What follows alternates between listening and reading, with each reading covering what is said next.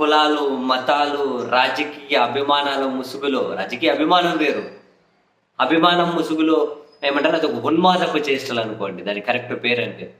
ఇటువంటి ముసుగులో మనిషి రోజు రోజుకు ఎంత దిగజారిపోతున్నాడంటే వాని చదువు పనికి రావట్లే, వానికి సెన్స్ ఉండక్కర్లే, వానికి చైతన్యం ఉండక్కర్లే. అరే వాడు కనీసం మనిషిలాగా కూడా ఆలోచించడం రోజు రోజుకు ఆపేస్తూ ఉన్నారు. కావాలంటే మళ్ళీ తాజాగా చూడండి, ఈ తిరుపతికి చెందినటువంటి జనసేన కిరణ్ అనే మరి వెనకలు రాయేళ్ళు అంట. మరి ఏమో ఎందుకు పెట్టుకుంటారు, బేసిక్గా ఎవరు పెట్టుకుంటారు నాకేం పెద్ద ఐడియా లేదు. కానీ అక్కడ మహారాష్ట్ర నుంచి వచ్చాడు అంటారు. మరి ఎందుకు పెట్టుకుంటారో అయిపోయి పోనీ అని. ఇతని ఆగడాలు, ఇతని కథలన్నీ బయటకు ఎట్లా వస్తున్నాయి? ఎన్ని వీడియోలు, ఆడియోలు కుప్పలు ఉన్నాయి.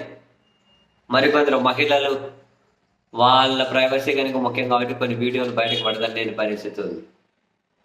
ఎన్ని దారుణం. పైపెచ్చి మహిళ దగ్గర నమ్మించి మోసం చేసి రిలేషన్లో ఉండి ఏమంటారు 1,20,00,000 తీసుకొని ఇవ్వకుండా బెదిరించారని ఏకంగా ఆత్మహత్య ప్రయత్నం చేసింది. ఒక వీడియో తీసుకుంటాము. ఆ మహిళ ఇన్ని జరిగినాయి కదా. దీని మీద వాళ్ళ పార్టీ ఏమైనా స్పందిస్తే స్పందించాలి, లేకుంటే వదిలేయాలి. వాళ్ళ ఇష్టం. ప్రభుత్వం పరంగా వాళ్ళు స్పందించాలి, ప్రభుత్వం వైపు నుంచైనా. ఒక ఆత్మహత్య చేసుకుని వీడియో బయటకు వదిలితే ఈ మొత్తం ఎపిసోడ్ మీద జనసేన పార్టీ కొందరు సైలెంట్ ఉన్నారు.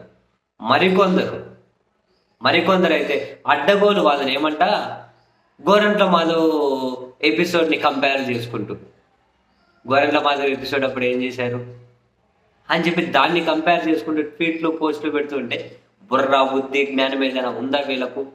కనీసం కామన్ సెన్స్ అనేది ఉందా?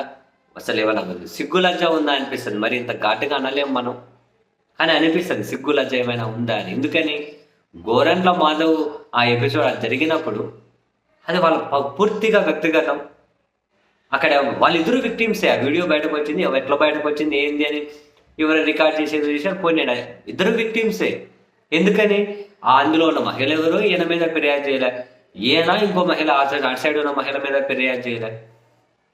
ఈయన ఫిర్యాదు చేసిండ చదువు అటు సైడ్ మహిళ మీద. ఎందుకంటే ఇద్దరు వాళ్ళు కంప్లీట్గా పోస్తున్నారు.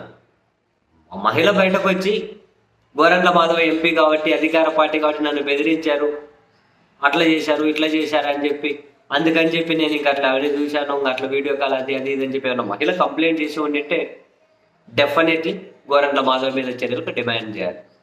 కానీ అది పూర్తిగా వాళ్ళు పర్సనల్. ఎవరు నోరు విప్పలే, ఎవరు అక్కడ నిందితులు లేదు. ఇద్దరు విక్టిమ్సే. సరే, ఒక ప్రజాప్రతినిధిగా ఉన్న వ్యక్తి ఆ విధంగా చేయడం లేదనేది వేరే విషయం. కానీ లా పరిధిలోకి వస్తే ఇద్దరు విక్టిమ్సే. అక్కడ ఎవరు కంప్లైంట్ చేసిన వాళ్ళు లేరు. కానీ కిరణ్ రాయల్ దీంట్లో ఒక మహిళ ఆత్మహత్య ప్రయత్నం చేసింది, వీడియో రిలీజ్ చేసింది, ఆసుపత్రి పాలైంది. విక్టిమ్ ఉంది అక్కడ, మోసం చేశాడు అంటున్నారు, అధికారాన్ని అడ్డుపెట్టుకు బెదిరించాడు అంటున్నారు. ఆడియోలు ఎన్ని బయటకు వచ్చాయి, ఎట్లా మాట్లాడుతూ ఉన్నాడు, ఆడియోలు ఎన్ని వచ్చాయి, ఎట్లా మాట్లాడు, ఎన్ని బూతులు. సరే, ఆడియోలలో ఉన్న మహిళలు కూడా ఎవరేమో కంప్లైంట్ చేయలేదు అనుకుంటే సరే పోనీయండి, ఎట్లన్నా మాట్లాడుకోనియండి. పడిన మహిళ తిట్టించుకున్న ఆ మహిళలు ఇష్టం, తిట్టిన ఇంతగా ఆడిస్తాం. మరి ఇక్కడ ఇంకో మహిళ వీడియోనే బయటకు రిలీజ్ చేసింది కదా, ఆత్మహత్య ప్రయత్నం చేసింది కదా, ఆమె విక్టిమ్ కదా. మరి ఈ విక్టిమ్ అన్న దీంట్లో అతని మీద లీగల్గా చర్యలు తీసుకోవాలి కదా, అది పాయింట్. లీగల్గా చర్యలు తీసుకోవాలనేది పాయింట్. దీన్ని పెట్టేసి లేదా ఎట్లా లేదా ఏం బుర్రలేని సన్నాసులు అందరూ ఉన్నారా బాబు.